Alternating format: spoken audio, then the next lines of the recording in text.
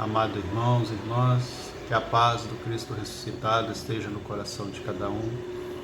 E convido cada um de vocês a estarmos juntos, podendo ter a graça de experimentar da Palavra de Deus.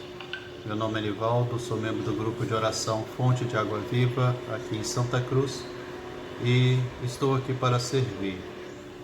Quero convidar você a estarmos juntos, mergulhando a palavra de hoje, que é Mateus, capítulo 21, do versículo 33 ao 43 e do 45 ao 46. Diz assim para nós a palavra de hoje, no Evangelho de hoje para nós. Naquele tempo, dirigindo-se Jesus aos chefes dos sacerdotes e aos anciãos do povo, disse-lhes: escutai esta outra parábola. Certo proprietário plantou uma vinha, pôs sua cerca em volta e fez nela um lagar para esmagar as uvas e construiu uma torre de guarda, pois arrendou aos vinhateiros e viajou para o estrangeiro. Quando chegou o tempo da colheita, o proprietário mandou seus empregados aos vinhateiros para receber seus frutos. Os vinhateiros, porém, agarraram os empregados, espancaram a um, mataram a outro, e ao terceiro apedrejaram. O proprietário mandou de novo outros empregados em maior número do que o primeiro, mas eles os trataram da mesma forma. Finalmente, o proprietário enviou-lhe o seu filho, pensando: ao meu filho eles vão respeitar. Os vinhateiros, porém, ao verem o filho, disseram entre si: este é o herdeiro, vinde, vamos matá-lo e tomá-lo posse de sua herança. Então agarraram o filho, jogaram-no para fora da vinha e mataram. Pois bem, quando o dono da vinha voltar, que fará com esses vinhateiros? Os sumos sacerdotes e os anciãos do povo responderam: com certeza mandará matar de modo violento esses perversos e arrendará a vinha a outros vinhateiros, que lhe entregarão os frutos do tempo certo. Então Jesus lhe disse: vós nunca lestes as Escrituras? A pedra que os pedreiros, que os construtores rejeitaram, tornou-se a pedra angular. Isto foi feito pelo Senhor e é maravilhoso aos nossos olhos. Por isso eu vos digo: o reino de Deus vos será tirado e será entregue a um povo que produzirá frutos. Os sumos sacerdotes e fariseus, ouviram a parábola de Jesus e compreenderam que estava falando deles. Procuraram prendê-lo, mas ficaram com medo das multidões, pois elas consideravam Jesus um profeta. Palavra da salvação. Glórias a vós, Senhor Jesus. Senhor, nós te pedimos que nos dê a graça de bem compreender a tua palavra e ser nela um instrumento de salvação. Muito bem, irmãos e irmãs, veja bem como que começa o texto. Começa assim, dizendo que Jesus, dirigindo-se aos chefes, ele dirigiu diretamente a pessoas que tinham conhecimento. Percebe-se com muita clareza nesse texto que ele não está se dirigindo ao povão, aqueles que têm pouco conhecimento, mas aos chefes.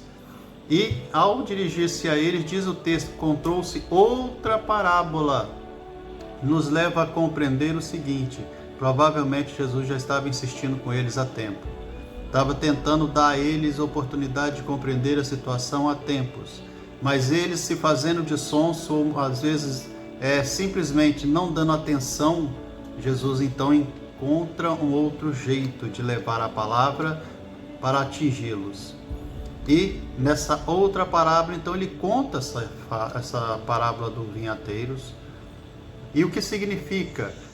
Mostra para cada um de nós que Deus fez tudo, Deus preparou tudo, Deus organizou tudo, Deus colocou tudo numa ordem perfeita.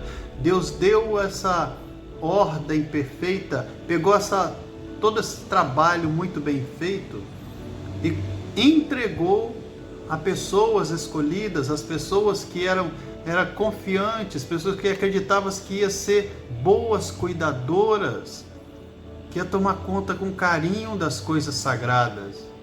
No entanto, essas pessoas, diante da oportunidade que tiveram, decidiram mudar as regras, decidiram tirar Deus do primeiro lugar, decidiram tirar Deus da posição que Ele é, o Senhor e Rei, decidiram então eles serem grandes, eles dominarem a situação, eles mudarem as leis, eles mudarem as regras, mudarem os valores, fazer aliança com pessoas, com situações, com reinos que não faziam parte do projeto de Deus. E essas alianças começaram a causar destruição, estragos, prejudicando os menos favorecidos. Então o Senhor vem deixando claro através dessa parábola que eles tomaram para si aquilo que é de Deus. Começaram a roubar, começaram a alterar as coisas de Deus. E então quando o Senhor manda os seus profetas para vir olhar, para vir tomar a direção, para vir ver como é que estavam acontecendo as coisas, diz para nós, por exemplo, que o profeta Elias, quando ele veio, ele foi perseguido. Ele é um desses funcionários de Deus, tá? Elias é um desses funcionários de Deus, que quando chegou, foi perseguido, foi uma perseguição terrível contra esse filho de Deus, contra esse amado de Deus, contra esse enviado de Deus.